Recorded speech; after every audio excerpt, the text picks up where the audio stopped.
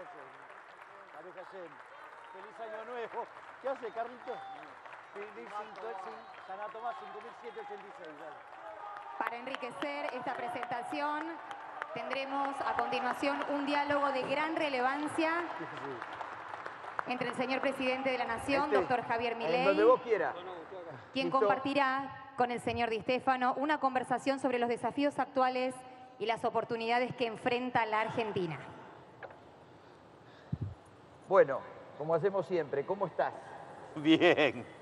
Bueno, Bien. me alegro mucho. Muchas gracias por estar aquí con nosotros. ¿Se escucha cuando hablo? Sí, perfecto. Aunque... No, no se escucha. No, no se escucha. A ver. A ver. A ver el sonidista. Ahí está. Cosas que pasan. Bueno, es un placer. Voy hablando yo mientras te arreglan a vos. Es un placer para mí que estés acá. Hola. Y que estés... Hola. A ver ahí. Ahí está. Ah, ok, pará entonces, pará.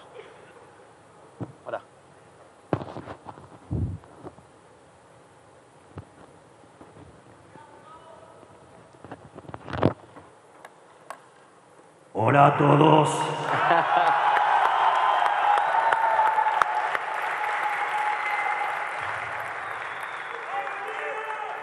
Bueno, un gran placer que esté aquí y bueno, que el libro sea una excusa para encontrarnos con toda esta gente. Y me dijiste, vas a meter 1000 personas y acá están las 1000 personas.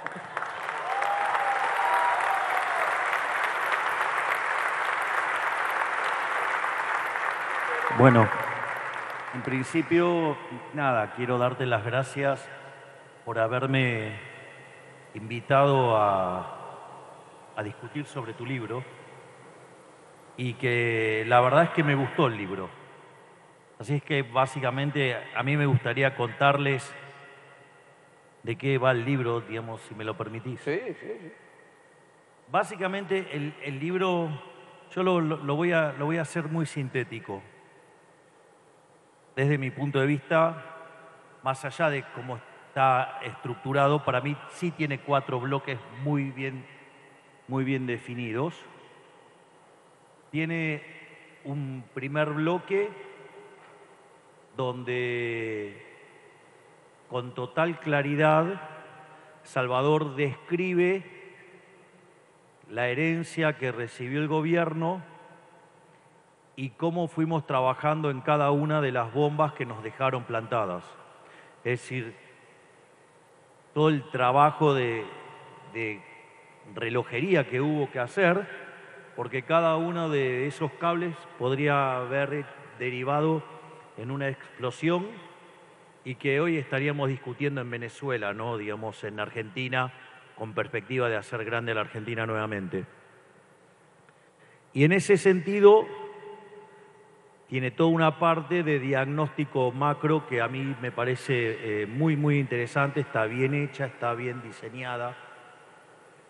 Después tiene toda una parte que a mí, yo reconozco que me gusta mucho, que es toda la parte que tiene que ver con la intertemporalidad pura puesta en el análisis económico, que tiene que ver con todas las cuestiones poblacionales y de generaciones.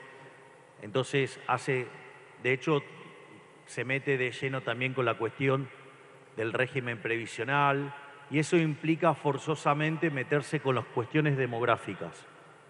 Y después uno lo puede tratar con una u otra perspectiva, lo puede poner dentro de un determinado marco o no, pero es un mecanismo muy interesante para ordenar la intertemporalidad, que es algo que ni aún los economistas manejan muy bien, por decirlo de alguna manera elegante y educada. Después hay otro bloque que es básicamente Salvador tratando de hacer docencia. En ese bloque trata de explicar qué es lo que hay detrás de la macro. Tiene, digamos, una parte que trata de explicar qué hay detrás de la micro. Es interesante porque La micro, como la mira Salvador, es como hay que entenderla y no tanto como se la estudia en un curso de microeconomía. Lo digo habiendo sido profesor de microeconomía durante 25 años. Hay un comentario muy interesante que hace en algún momento Martín Krause. Dice, bueno, de los libros de microeconomía, él toma el de microeconomía intermedia de Varian, que desde mi punto de vista en ese nivel es, sin lugar a dudas, el mejor libro de micro. Y entonces trata de ver cuántas veces está la palabra empresario. Ninguna. Y cuando va y mira firma, bueno, aparece 4 veces. Esto significa que, y esto tiene que ver también mucho con el libro que yo estoy publicando ahora, que la lanzamos el 6 de octubre en el Movistar Arena, que obviamente que no solamente voy a hablar del libro, voy a hacer otras cosas.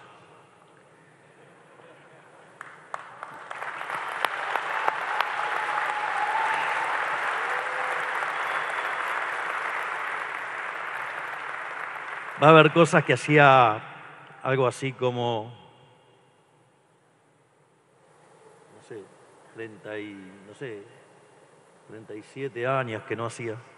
Pero bueno, ese es otro detalle. Digo, algo mostré en el Luna Park el año pasado. Pero más allá de eso, la economía neoclásica tiene un problema en la cual trata el problema de las firmas.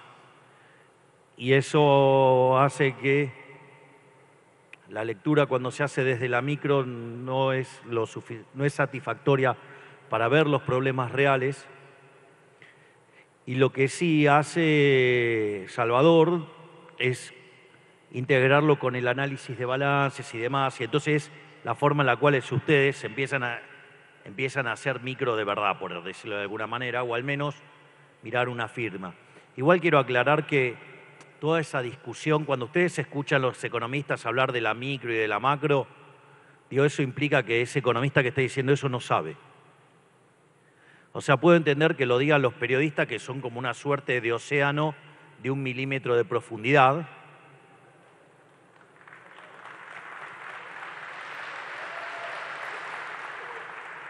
Pero en realidad, la verdad es que los economistas hoy hacemos algo que se llama equilibrio general y que básicamente la macro es la suma de todas las micro. Entonces, no existe incompatibilidad entre la micro y la macro. Eso es una tontería del tamaño de una casa.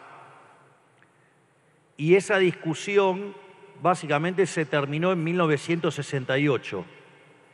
Veo que ahí hay un coso que está re bullish porque dice Milei 2027.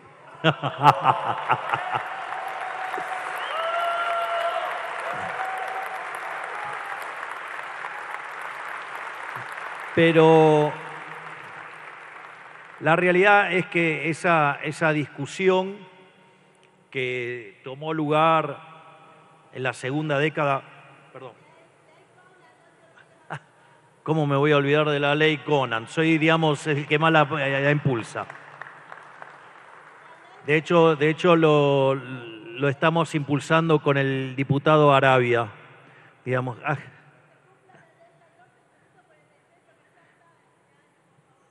Bueno, por eso nosotros estamos trabajando en ello. Estamos recrudeciendo las penas para esos hijos de puta que maltratan a los animales.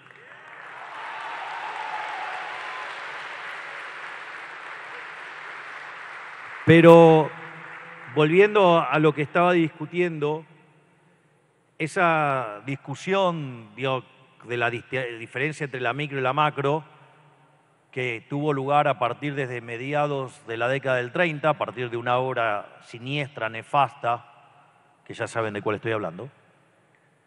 Y eso básicamente ese debate se terminó en 1968, con los trabajos de Milton Friedman y Edmund Phelps acerca de la curva de Phillips aumentada por la inflación, y se terminó de decretar que eso no se hacía más en 1972 con un trabajo de Robert Lucas Jr. sobre expectativas racionales y su validación empírica en el 73. Por lo tanto, cuando escuchan a los economistas hablar de micro, macro, no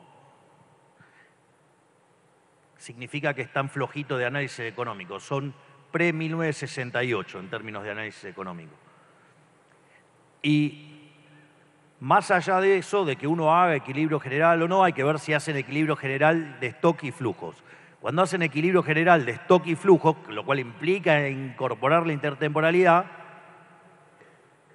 digo, ustedes van a tener el activo, ¿sí?, que es lo que en economía llamamos el capital, y ahí adopta cuando hace un equilibrio de stock y flujos, adquiere importancia lo que hacen en materia de financiamiento. Y para eso, digamos, ustedes tienen que saber leer balances y demás, y Salvador se toma el trabajo de hacerlo. Pero no solo eso, sino que además les dedico un capítulo al principio de imputación de Menger, lo cual me produce una felicidad extrema.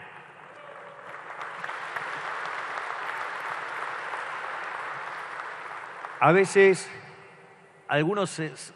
uno se encuentra en esta tarea de intentar divulgar con cosas, con piezas, digo, impensadas y que ayudan mucho a pensar los temas, ¿no? Porque, por ejemplo, yo no me olvido del día que estaba en lo de Ale Fantino y entonces casi me estaba saliendo con el argumento de, ¿se acuerdan cuando Casero tuvo esa genialidad que fue quiero flan? Digo, se me quemó la casa, se me quemó la heladera, se me quemó la cocina, se me quemó todo. ¿Y qué le decía? ¡Quiero flan! Tengo otros problemas antes que ¡quiero flan! Bueno, entonces, frente a esa situación me decía, no, te van a pedir esto. Y yo le dije, no hay plata. No hay plata, que parecía una frase inocua o casi obvia, fue algo que Argentina ignoró durante 123 años, porque básicamente nosotros llegamos y Argentina llevaba 123 años de déficit fiscal, digamos, porque los únicos años que estuvo superávit estaba en default. Y nosotros pusimos las cuentas públicas en orden en el primer mes de gobierno, en el Tesoro, y tardamos 6 meses para hacerlo en el Banco Central. Con lo cual eso terminó siendo una bendición, porque la gente internalizó que era el no hay plata. Me acuerdo que además habían hecho una canción con no hay plata y la cosa llegó y se puso tan graciosa que yo en ese momento estaba de novio con esa artista brillante, increíble, incomparable, que es Fátima Flores. Y entonces me empezó a imitar y ella en general no imita, no hace, en rigor se llaman interpretaciones magistrales. Al único hombre que hace es a Michael Jackson, que también es una obra de arte lo que hace, y la única excepción la hizo entonces conmigo y entraba cantando No hay plata, así que era algo muy divertido. Y cómo entró la idea de la restricción presupuestaria. Eso es un buen punto, y ver a la gente decir, bueno, pero ¿de dónde la vas a sacar? ¿Vas a gastar esto? ¿De dónde la vas a sacar? ¿De dónde la vas a sacar? Eso también fue un gran avance. Pero otra cosa, volviendo al principio de imputación de Menger, eso también fue un hecho bastante fortuito. Estaba en lo de Ale Fantino también, y entonces me decía, no, bueno, pero entonces te salta tal variable y entonces los costos y entonces los precios suben. Y entonces le dije que ahí el que resolvía era Menger, o sea, el principio de imputación de Menger. Sí, gracias, Darío. Y Darío es una de las personas que más sufre en el equipo, porque es el encargado de protocolo. ¿Se imaginan lo que es seguir el protocolo conmigo? Así que un aplauso para Darío Luca, que tiene un trabajo insalubre, que es tratar de lograr que yo me mantenga dentro del protocolo, lo cual digamos, con algún éxito lo logra, pobre. Lo logra a pesar de mí. Así que imagínense lo bueno que es. Y ahí fue interesante porque, bueno, Fantino me pidió que haga una traducción. Y como estoy de civil y estoy claramente fuera de protocolo, yo le dije, bueno, si querés subir los precios, subilo y te vas a meter el producto en el totó. No dije así, no lo dije en la versión mendocina, la dije en la versión porteña.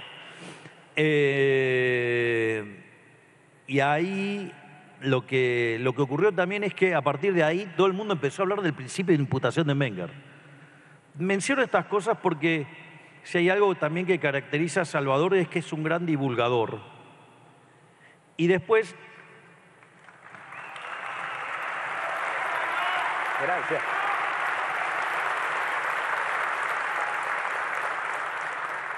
Y después tiene una parte internacional que también, digamos, me resulta interesante. Pero si ustedes me permiten, y si me lo permite también Sí. Salvador, que es el autor del libro, hay una parte del libro que a mí me parece brillante, que es, yo diría que es casi como la conclusión del libro. Creo que, de esto es mi opinión, que es lo que lleva a ponerle el nombre que le pone al libro, esto de cambiar la música, ahora hay que cambiar el paso, y describe cómo funciona el modelo de las empresas bajo el régimen K y bajo, digamos, nuestro gobierno. Entonces, yo me voy a tomar el atrevimiento de leerlo.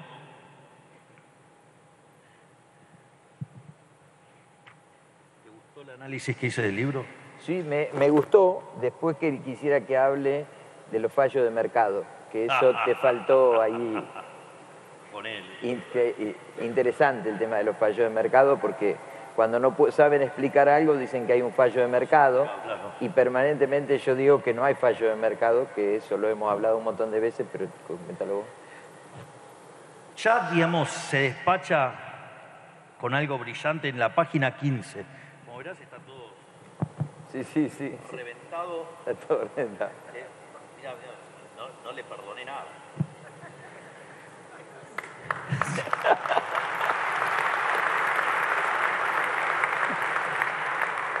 La sección arranca con los negocios del plan kirchnerista. Dice, los emprendedores observaban que los precios subían por el ascensor, mientras que la tasa de interés lo hacía por la escalera. Con una tasa de interés negativa versus la inflación, era un gran negocio. Esperen porque tengo que hacer equilibrio ahora. Tomar financiamiento para adquirir mercadería y constituir stocks muy elevados. Tomar financiamiento para comprar mercadería importada era un negocio mucho mejor. La brecha entre el dólar mayorista y el dólar del mercado estuvo por mucho tiempo por encima del 100%, con lo cual era un gran negocio tomar un crédito a tasa negativa, importar mercadería a dólar mayorista y venderla en el mercado con un margen de ganancia y el tipo de cambio del dólar blue. Bingo, una gran ganancia que no tendría límites. El negocio no pasaba por vender, simplemente se despachaba la mercadería necesaria para pagar el endeudamiento que se había contraído. La mercadería que no se vendía significaba una ganancia importante, porque con el paso del tiempo aumentaba el ritmo de la inflación, lo que engordaba más el patrimonio de los emprendedores. El mix de alta inflación, tasa de interés negativa y gran brecha cambiaria aseguraba a muchos emprendedores una gran utilidad con el mínimo esfuerzo y capital posible.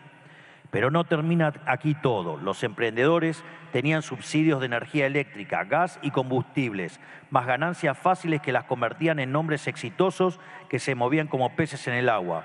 Mientras la Argentina como país se degradaba año tras año, obtenían grandes ganancias los actores económicos que arbitraban correctamente las tasas de interés, la inflación y el tipo de cambio. Disneylandia para muy pocos. Las ganancias de los empresarios no se producían por mejora en la eficiencia, productividad o competitividad. Como teníamos una economía cerrada, no competíamos con nadie. Las ganancias provenían del manejo financiero del negocio. Con poca escala y escaso capital se podía conseguir grandes ganancias. No se vendía, solo se despachaba. Este concepto es fabuloso. No se vendía, solo se despachaba. Y como los márgenes eran muy grandes, alcanzaba y sobraba para vivir muy bien. Esto, si ustedes pusieran la definición de, ya sea del ROA, o sea, el retorno sobre los activos, o usaran la definición del ROE, o sea, el retorno sobre el equity, ustedes lo que van a tener es que cuando tienen un concepto de ganancia, en el caso del ROA, el resultado operativo, el Earning Before Interest and Taxes, o sea, el EBIT, digamos, lo tienen que netear de impuestos y lo dividen por el capital invertido, que en realidad es el activo definido como activo fijo, o sea, el activo no corriente más el working capital, que eso es lo que en economía llamamos valor del producto marginal de capital. Y por otro lado, entonces, si ustedes multiplicaran arriba y abajo por las ventas y reacomodan, les va a quedar que el retorno es margen por rotación. Entonces, lo que está mostrando acá, que la lógica del negocio acumulaba muchos stocks porque el resultado lo derivaba de las ganancias de capital sobre el stock. Entonces no le interesaba mucho rotar, pero tenía unos márgenes monstruosos. Pero es muy importante que lo piensen en términos de margen y rotación. Entonces, había una rotación que era muy baja, porque el negocio era los stocks. Es decir, generaban ganancia de capital en los stocks. Y por ende, sacaban unos retornos enormes. Y acá es donde empezaron los problemas. Claro. Página 21. Al asumir Javier Milei, o sea, yo, le cagué en la vida a unos cuantos que se dedicaban a la joda. Lo más lindo es que dicen que era el modelo productivo. Ese era el modelo productivo, pura timba. Nada más que timbeaban con activos reales. Estafaban a los ahorristas. Sí, y la variable de ajuste era la gente. La gente. Al asumir Javier Milei, los bonos soberanos rendían el 60% anual. En la actualidad rinden en promedio el 11% anual. Bueno, ahora un poquito más alto. Sí. La brecha entre el dólar mayorista y el dólar MEP era del 200%. Hoy esa brecha se sitúa en torno al 10%, que de hecho está más o menos ahí. La inflación tomó un ritmo a ubicarse en torno al 27% anual para el 2025. Cuando el actual gobierno asumió, estábamos en torno al 200 anual y llegó a acelerar hasta el 300. Con este nuevo formato en la macroeconomía cambió totalmente la forma de hacer negocios. El nuevo gobierno dejó de otorgar subsidios a la energía eléctrica, gas y combustible, con lo cual el emprendedor comenzó a convivir con precios más reales en la economía. Las tasas de interés, que eran negativas contra la inflación durante la administración kirchnerista, comenzaron a ser positivas y a proteger a los ahorristas.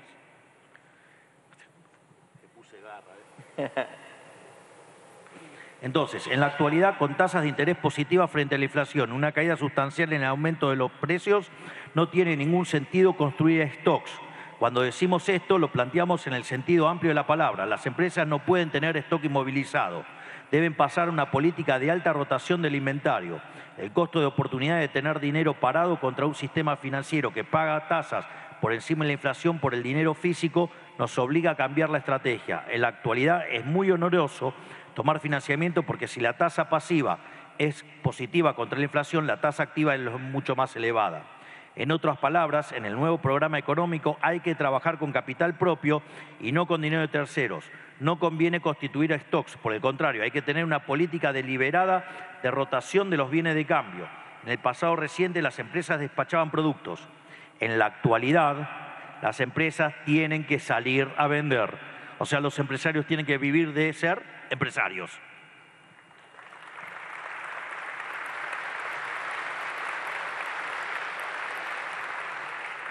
No puede quedar mercadería inmovilizada en la estantería. Cuantas veces se rote la mercadería, más alta es la ganancia del dinero.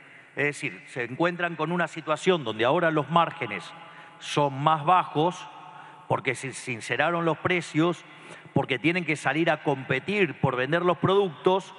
Entonces, la forma de compensar en términos de retorno ese menor margen es laburando empresario, rotando el activo. ¿De qué se creen que se trataba todo el sistema de calidad total de los japoneses y todo eso? Todo en el fondo, ¿saben qué era? Minimizar los stocks. Cuando ustedes, o sea, el just in time, ¿qué se creen que es? Es minimizar el ciclo de vida del capital de trabajo. Entonces, y por ende hay que diversificar la oferta, buscar paleta de productos que estén al alcance de la mayoría de los consumidores. Con este modelo, las empresas han visto incrementar sus gastos de estructura, en especial por la fuerte suba de los servicios públicos. Como esto implica menos rentabilidad, hay que mover mucho más la toma de decisiones y el capital de trabajo. O sea, lo bueno es que, digamos, en la página 24 está el resumen. Dale. Pero era divertido leerlo desde el libro, todo entero. Para terminar de comprender todo lo que fuimos describiendo hasta acá, podemos pensar en esta imagen. La economía es como estar en un boliche bailable. Cuando cambia la música, hay que cambiar el paso.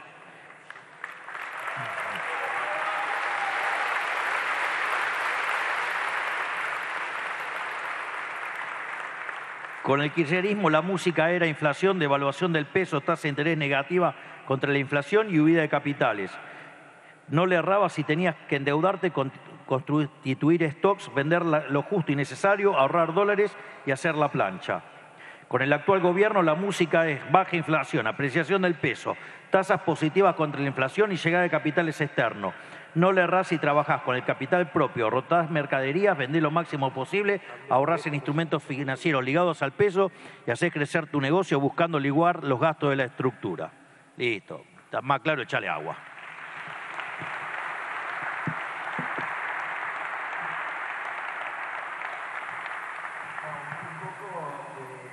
Tengo que agradecer al presidente las conversaciones que hemos tenido en privado y también los libros que ha escrito que nos han servido mucho a nosotros, pero una de las cosas que nosotros planteamos, un poco que vos las planteás en los libros, es que la variable incontrolable es el programa económico. Nosotros tenemos que estudiar el programa económico y luego tenemos que ayudar a los empresarios en el plan de negocio. Y cuando alguien se equivoca en el plan de negocio, no hay una falla de mercado. Nos equivocamos nosotros con los supuestos económicos o se equivoca el empresario cuando llega al mercado. Y tener ese concepto de no hay falla de mercado es retroalimentar y volver a corregir, me parece que muchas veces no está en la mayoría de lo que hacen análisis económico. Vamos por partes. La primera cuestión para que entiendan qué es falla de mercado, los economistas deberían saber de micro. El primer problema es que si están con la distinción entre la micro y la macro es porque no saben de micro. O sea, en general usan la macro berreta keynesiana atada con alambre.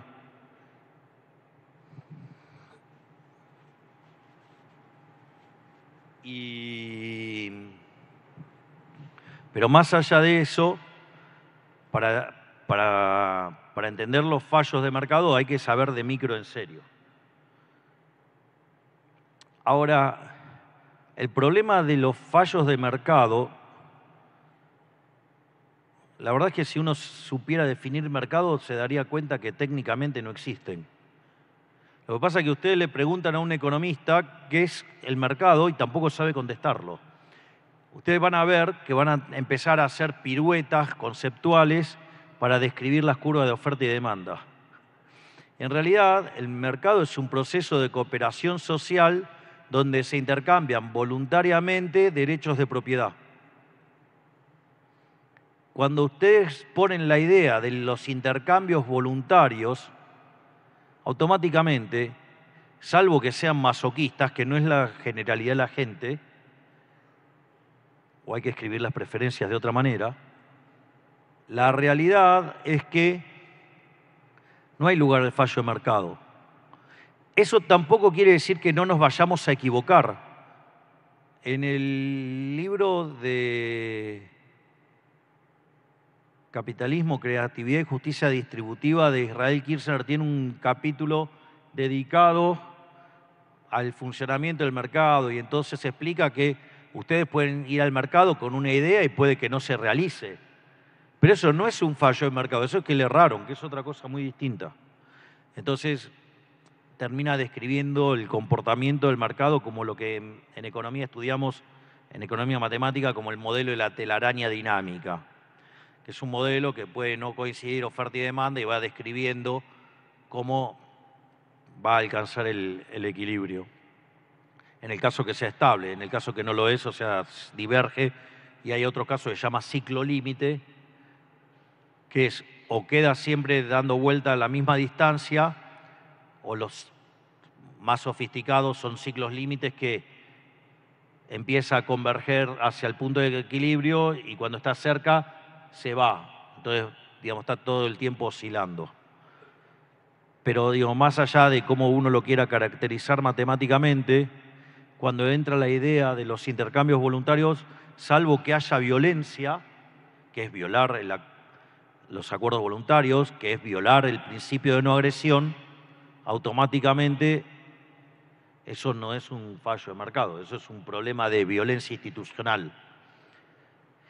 Entonces, la realidad es que, en estricto rigor, todo eso que en economía llamamos fallos de mercado está construido en función de poder resolver el sistema de ecuaciones de un modelo de equilibrio general para que el equilibrio exista, si es posible que sea único y si es posible también que sea estable.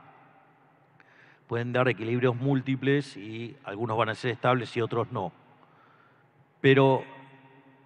Y además hay una aberración adicional que es asimilar la idea del óptimo de Pareto con la idea de la mano invisible de Adam Smith, y eso le pone una categoría casi como moral al equilibrio que sea óptimo, y ahí es donde la arruinamos. Porque, digamos, tratando de reconciliar con el óptimo de Pareto, digamos, la idea de la mano invisible de Adam Smith con la idea de Pareto del óptimo, eso tiene asociada una estructura matemática que nos obliga a tener comportamientos cuasi ridículos en las descripciones que... Digo, yo me imagino que acá muchos deben ser empresarios. Y, sinceramente, la teoría neoclásica está tan ridículamente planteada que parecería que es lo mismo tener un empresario que tener un ordenador, o sea, tener una computadora que resuelva todos los problemas. Y claramente esa no es la realidad. Dicho esto, todos estos problemas de los fallos de mercado son situaciones donde diverge el supuesto óptimo con el resultado. Digo, a ver, porque quizás no soy muy claro en lo que estoy diciendo, pero por ejemplo, un fallo de mercado son los monopolios o las estructuras concentradas. Bueno, en estricto rigor, cuando ustedes hacen equilibrio general, no ponen estructuras concentradas o cosas por el estilo. Hablan de no convexidades. Es decir, es tan loco lo que pasa con la economía neoclásica, que es que cuando el mundo no se parece al modelo, el equivocado es el mundo y no el modelo. Bueno, si ustedes...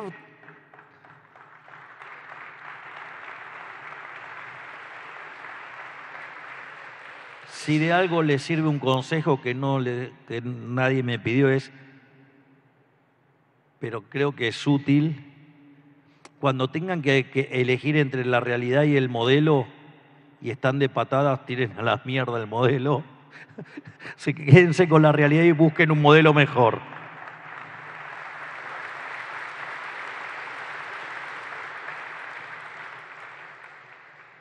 Humilde sugerencia, Diego. Te meto en otro tema que siempre nos preocupa y un poco... Discúlpame, porque ¿saben qué? Atrás de los modelos hay un montón de técnica matemática, donde además le voy a decir algo. Toda la matemática que está atrás de eso es todo topología y todo. Y el 95% de los economistas no saben nada de topología. Digo, algunos nos tomamos el laburito de tratar de entender y entonces decimos, para tener cuidado, con mucho cuidado. Sí, yo te decía que un cambio fundamental de tu gobierno es lo que has hecho con el Banco Central República Argentina, que ya no financia más al Tesoro y es un cambio estructural para todos los argentinos. Bueno, eso yo me acuerdo que hasta no hace mucho se discutía si la inflación era multicausal o era un fenómeno monetario. O sea, a mí siempre me gustó remarcar la hipótesis de Milton Friedman, digamos que la inflación es siempre y en todo lugar un fenómeno monetario generado por un exceso de oferta de dinero, ya sea o porque subió la oferta o porque cayó la demanda o las dos cosas a la vez, que hace que pierda poder adquisitivo el dinero y todos los precios expresados en unidades monetarias suben. La verdad que cuando uno ve eso y mira lo que ha pasado a lo largo de la historia argentina era, ok, querés terminar con la inflación, tenés que cortar la emisión monetaria. Y el primer mecanismo para cortar la emisión monetaria fue poner en caja las cuentas del Tesoro y después lo que hubo que hacer, que fue un trabajo fenomenal entre Santiago Bausili, el presidente del Banco Central, y Pablo Quirno, que fue esta idea de empezar a limpiar el balance del Banco Central y eliminar el cuasi fiscal. De hecho, Argentina tenía 15 puntos de déficit, tenía 5 en el Tesoro y 10 en el Banco Central. Y eso nos llevó 6 meses. La verdad que esa deuda siempre debería haber estado en cabeza del Tesoro, porque en realidad los distintos gobiernos hacían déficit fiscal, le metían la mano adentro del bolsillo del Banco Central, se imprimía dinero, y para que no se genere inflación, lo que se hacía, se tomaba ese dinero y se pagaba tasa de interés. Es decir, que en lugar de estar tomando la deuda, el Tesoro la estaba tomando el Banco Central. Por eso nosotros decimos que cuando llegamos la deuda eran 500.000 millones de dólares y hoy hay 450.000 millones de dólares. Es decir, nosotros en 20 meses pagamos 50.000 millones de dólares. Mientras que, digamos, los orcos dicen que nos estamos endeudando. Cuando hay superávit fiscal. Bueno, ellos parece que tienen un problema con la aritmética, ¿no? Porque, digamos, la deuda se acumula con déficit. Pero claro, quizás les parece que si lo hacen con emisión monetaria, no. O sea, lo que están diciendo es que estaban dispuestos a estropearle la vida a los argentinos con inflación. Pero ahí el trabajo entre Santiago Bausili y Pablo Quirno fue fenomenal. Y dentro de todo este proceso además pagamos 50.000 millones de dólares de deuda. Así es que, y eso lo que hizo fue de frenar la emisión endógena, porque esos intereses generaban emisión monetaria futura, por ende generaban expectativas de inflación y por ende toda la economía terminaba escalándose más arriba y terminaba convalidando después monetariamente y bueno, y así. La verdad que la inflación llegó a niveles del 300 anual, pero en estricto rigor, cuando uno mira los promedios móviles, el dato punta estaba por encima del promedio de 3 meses, el de 3 meses por encima del de 6 meses y el de 6 meses por encima del de un año. Esto quiere decir que la inflación venía acelerando. De hecho, cuando nosotros llegamos era el del 1,5 diario. La inflación mayorista fue del 54%. Ustedes anualizan eso, da 17.000. Y la verdad que teníamos un money overhang que era el doble que el que había en el Rodrigazo. El Rodrigazo implicó sextuplicar la tasa de inflación, con lo cual nosotros hubiéramos pasado de 300, digamos, a 2.000. Sí, en realidad, discúlpame, por 6 multiplicó, y esto era el doble, o sea, 12. O sea, nos íbamos a 3.600. No solo eso, sino que además teníamos el equivalente de 4 bases monetarias venciendo en un día. O sea, las LELIQs, el gobierno anterior las pasó en instrumentos que eran 7 días, 15, 28, así, 3 meses, 6, 9. Las pasó toda a un día, con lo cual teníamos la bomba a un día. Y no solo eso, sino que además teníamos el equivalente de vencimientos de deuda en pesos a 9 bases monetarias. Con lo cual, según Korenberg, dice que con la hipótesis del 17.000 me quedé corto. Bueno, eso era convertirnos en Venezuela. Dios, está claro que no estamos en el paraíso, que la situación es dura, pero cuando sinceramos la economía teníamos 54% de pobres, hoy tenemos 31%, o sea, hay 12 millones que salieron de la pobreza.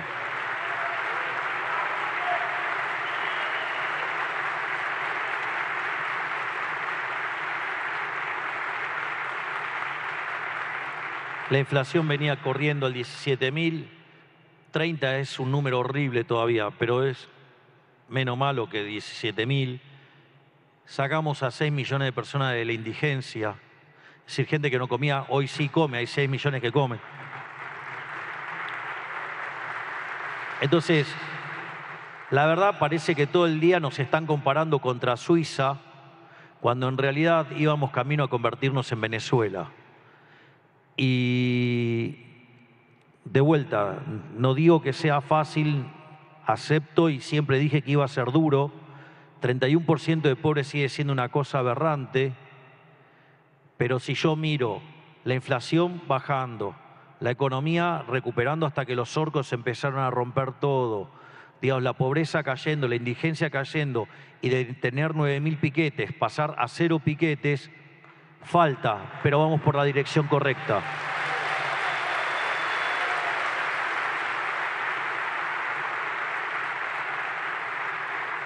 Por eso también en la campaña yo le estoy diciendo a la gente, digamos, que estamos a mitad de camino. Entonces hagamos que valga la pena el esfuerzo, porque la verdad que nos dejaron un campo minado lleno de bombas. Arreglar eso no es gratis, cuesta sacrificio, cuesta dolor, además con los orcos rompiendo todo, pero ¿qué quieren? ¿Volver a la inflación, a la pobreza, al choreo? Me parece que no, digamos, tenemos que seguir, no hay que aflojar, hay que terminar de cruzar el río y entrar en el sendero que haga grande la Argentina nuevamente.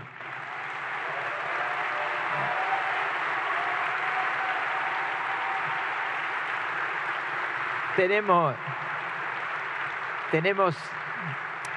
5 minutos y bueno, en las charlas que yo estoy dando por el interior, hoy nos acompaña Delmo Gavi acá con nosotros, trato siempre de ponderar el asociativismo y el mercado de capitales. Creo que la plata más barata se va a conseguir si vos te asociás en un proyecto con otra persona y ambos invierten a tasa cero.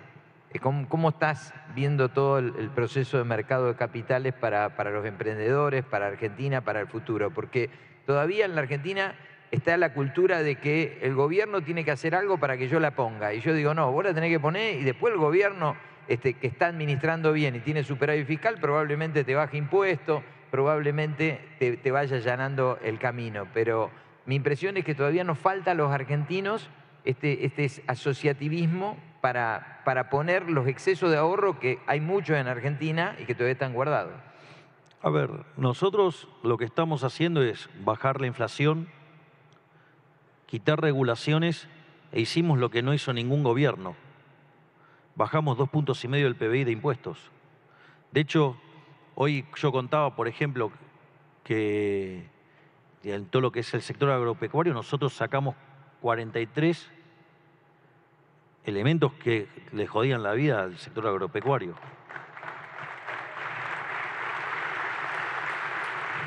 De vuelta, ¿está completa la tarea? No, falta un montón. Pero lo importante es la dirección, o sea, estamos yendo en la dirección correcta. Entonces, ahora, bueno, también hay que tener en cuenta que del otro lado tenemos un Congreso que por una mayoría circunstancial que lograron construir, desde febrero, marzo, están todo el tiempo torpedeando al gobierno.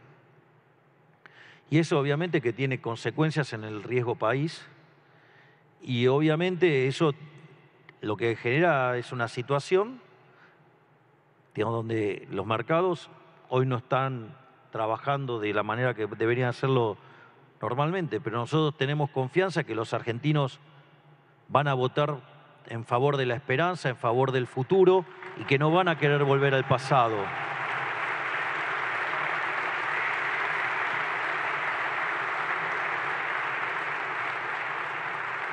Yo, la verdad que empecé a ver las cuestiones electorales desde el año 83. Nunca me pasó ver en la vida que la única propuesta que tiene la oposición es romper. Es decir, todo es romper, o sea, no hay ninguna propuesta, claro, porque si tuvieran que hacer una propuesta es el modelo del pasado, ese modelo que siendo Argentina una potencia, siendo un país desarrollado, lo convirtió en un país subdesarrollado. Claro, entonces como eso no pueden decirlo porque claramente nadie quiere volver al pasado, nadie quiere volver a la decadencia, nadie quiere volver a la inflación, nadie quiere volver a la pobreza. Ah, ok, entonces bueno, pero lo que vamos a hacer es romper. Y la verdad es que yo tengo mucha esperanza en los argentinos, en que de vuelta van a votar mirando el futuro. Y la verdad que, digamos, o sea, aun cuando falte mucho por hacer, la dirección es la correcta. Es decir, si nosotros nos mantenemos en este camino, en 10 años somos como España, en 20 años somos como Alemania, en 30 años somos como Estados Unidos y en 40 años estamos en el top 3 de los países con mayor ingreso.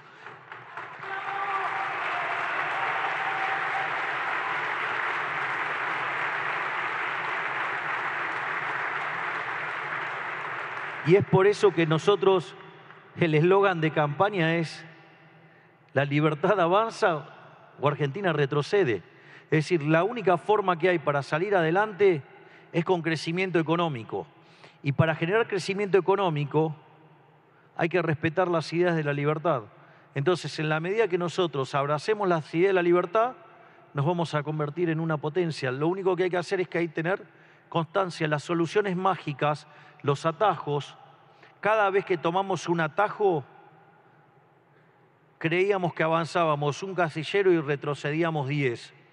Y por eso de ser un país desarrollado pasamos a ser uno subdesarrollado. Bueno, yo no quiero, digamos, ese país donde la salida es, digamos, votar el partido del Estado es votar que nuestros hijos se vayan a Ezeiza. Nosotros lo que estamos proponiendo es que Ezeiza sea una puerta de entrada y que Argentina sea grande nuevamente. Vamos cerrando. Vamos cerrando.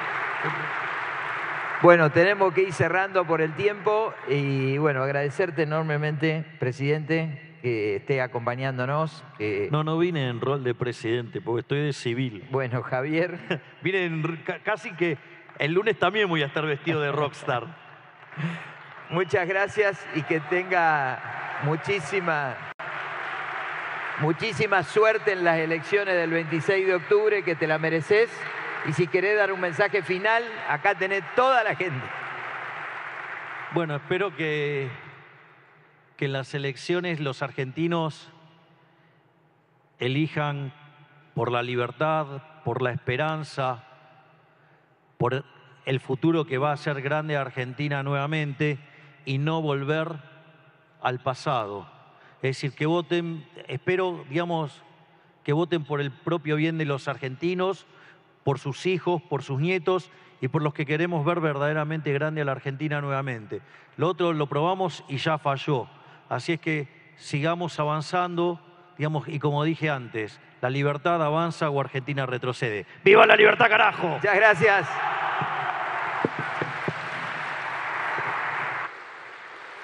Señoras y señores, de esta manera damos por finalizado este encuentro de presentación del nuevo libro del señor Salvador Di Stéfano, Cambia la música, ahora hay que cambiar el paso. A todos, muchísimas gracias.